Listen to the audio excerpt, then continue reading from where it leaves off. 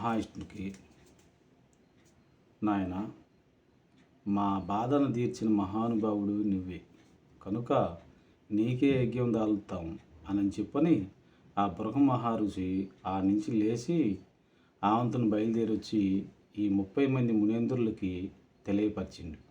నాయన అందరికాడికి పోయినా వాళ్ళ గుణగణాలు తెలుసుకున్నా కనుక మనం మహావిష్ణుకి యజ్ఞం దాలవాలి అని చెప్పని ఆ యజ్ఞంలో 30 మంది మునేంద్రులు ఒకే యజ్ఞం దాల్చి అక్కడ మహావిష్ణు ప్రత్యక్షమై అప్పుడు నరుడే నారాయణుడిగా మారిండు. ఆ మారినప్పుడు చెట్టు కూడా పుట్టి ఆకు కూడా వచ్చి కాయ కూడా కాసి, చెట్టు పుట్టి ఆకు వచ్చి పూత కూడా పూసి ఆ కాయ కూడా కాసి రాలి కింద పడ్డదాన్ని తిని బ్రతికే వాళ్ళు వీళ్ళు నరులు నాయన అని చెప్పని ఆ నారాయణుడు చెప్పటం జరిగింది.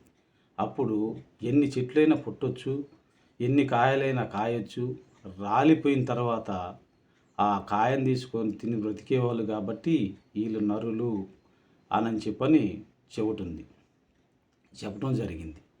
అప్పుడు ఎప్పుడైతే ఇలాగా వీళ్ళు బ్రతుకుతూ వస్తుండ్రో ఆ తరుపడి రాక్షసులు దేవతలు వీళ్ళ ఆకలి కోసం కొట్టుకునే క్రమంలో ఈ నల్లులు చచ్చిపోయినట్టు చచ్చిపోవడం జరుగుతుంది. కాదు, మనం ఇంత కష్టపడి ఈ నరయుగాన్ని పుట్టించినాం. ఈ నరులు ప్రశాంతంగా బ్రతకాలి అంటే రాక్షసులు దేవతల్ని మార్చేయాలి.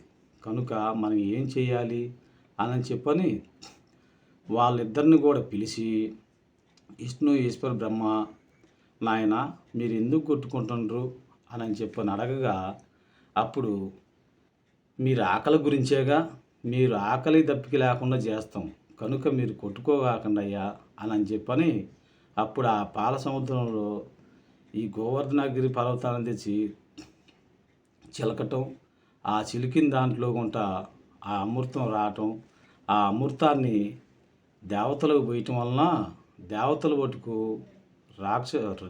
ఒట్టుకు వాళ్ళు కాని రాకుండా పోతుండ్రు. ఏందబ్బా అని చెప్పని అనుకోగా తాగిన వాళ్ళు తాగినట్టు రాయి అయిపోయి ఆ తర్వాత ఈ సగానికి రాగా అమృతం అయిపోయింది. వాళ్ళకి ఇంకొక బాండవ తీసుకొని వాళ్ళకు పోతూ ఉండగా రాక్షసులకి వాళ్ళు పండుకొని దొర్లాడుతున్నారు. ఏందబ్బా అని చెప్పని అనుకున్న విషయంలో రావణ బ్రహ్మ బయటికి పోయి రావటం దాన్ని చూస్తాం. మనం తీసింది ఒకే ఒక అమృత కలశమే కనుక ఇక్కడ 2 బోతండ్రేంది, దేవతలేంది అగపడతల్లా, వీళ్ళేంది అగపడుతుండ్రు అని చెప్పని అనుకొని ఆడ పెట్టిన కుండని తీసుకొని మింగటం జరిగింది. ఆ మింగిన తక్షణమే ఎప్పుడైతే అమృతాన్ని దాగిన దేవతలు రాయి అయిపోయినరో, రాయి వచ్చి తగిలితే రాక్షసులు చనిపోతుండ్రు. ఒరి ఇదే జరిగింది కనుక మనం ఏం చేయాలి అని చెప్పని రావణ బ్రహ్మకి ఏదన్నా కానీ ఒక తారుమారైన వచ్చిన రాయి ఎప్పుడైతే వచ్చి తగిలిందో ఆయన రక్త బొట్టు కింద పడటంతో 100 మంది రాక్షసులు పుడుతుండ్రు. అందుకోసం కాబట్టి అయ్యా ఈ రకంగా పుడుతుండ్రు కనుక నీకు లంకాపురి పట్టణాన్ని నీకు ఇస్తాను కనుక ఆ లంకలో నువ్వు ఏ రకంగా నేలుకు అని చెప్పని ఆ రావణ బ్రహ్మకి ఆ లంకని ఇయటం జరిగింది. ఓం నమో నారాయణ. ఎందరో మహానుభావులు అందరికీ వందనాలు. ప్రశాంతంగా విని జీవితం ఇది మంది అని చెప్పని అనుకోండి.